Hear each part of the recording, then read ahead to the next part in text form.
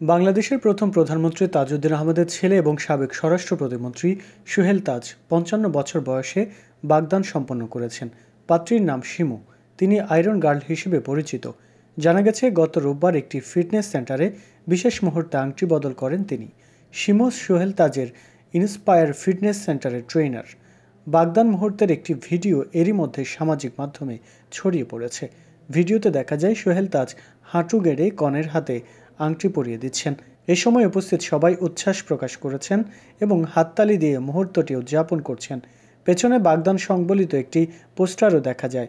বাংলাদেশের প্রথম প্রধানমন্ত্রী ও স্বাধীনতা সংগ্রামের অন্যতম নেতা তাজউদ্দিন আহমেদের ছেলে সুহেল তাজ একসময় সক্রিয় রাজনীতিতে জড়িত থাকলেও বর্তমানে সামাজিক ব্যাধি ও স্বাস্থ্য সমস্যার সমাধানে কাজ করছেন।